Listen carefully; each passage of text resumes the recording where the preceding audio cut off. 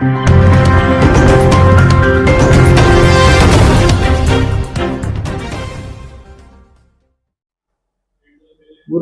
आपका मानना है कि इंसान 99% कैद में बंद है, सलाखों में बंद है।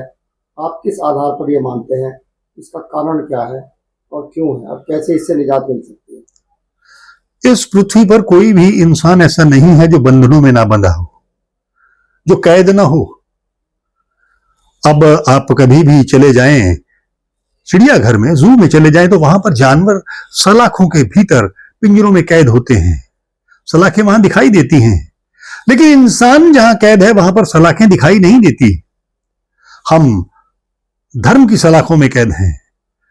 हिंदू, मुसलमान, सिख, ईसाई, जैन, बौद्ध, अलग अलग अलग अलग धर्म। एक धर्म का व्यक्ति दूसरे व्यक्ति पे पास नहीं जा सकता है, शादियां नहीं करते हैं।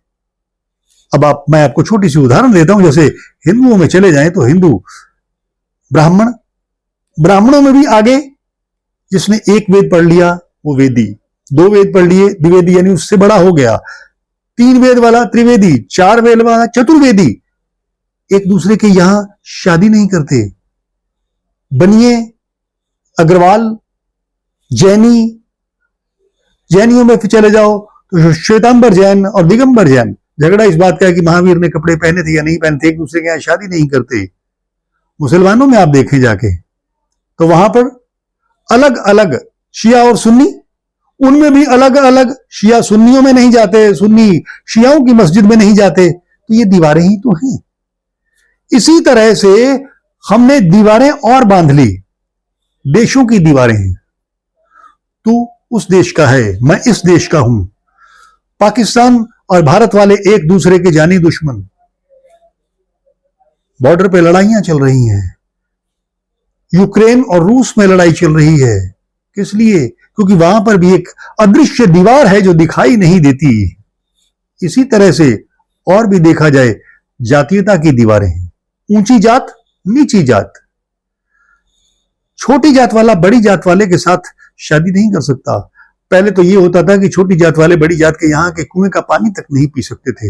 ये सारी की सारी दीवारें, भाषा की दीवारें। तू बिहारी है, तू बंगाली है, तू पंजाबी है, तू उत्तर प्रदेश से है, तू हिमाचली है, तू पहाड़ी है। यानी एक एक ये सारी की सारी दीवारें हैं।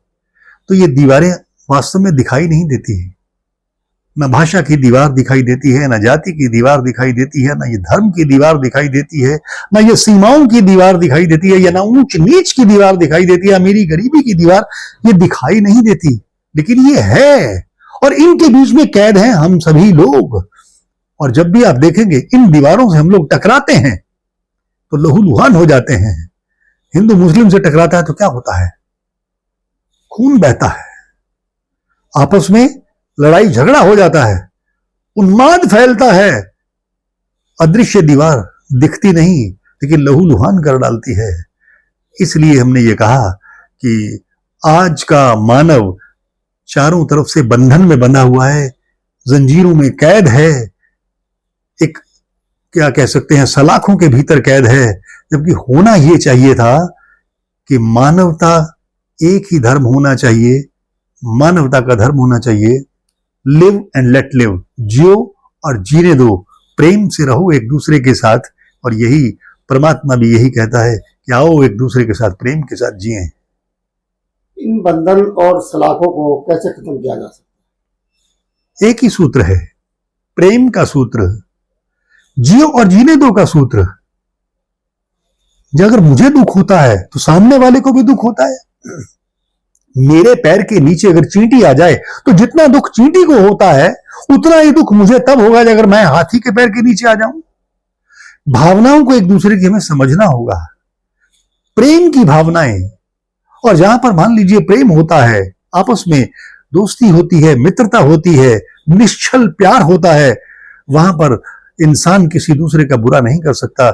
वहां ये सारी की सारी दीवारें, सारे के सारे बंधन गिर जाते हैं, मिट जाते हैं, और इंसान आगे बढ़ता है, तरक्की करता है, शांतिपूर्ण जीवन जीता है।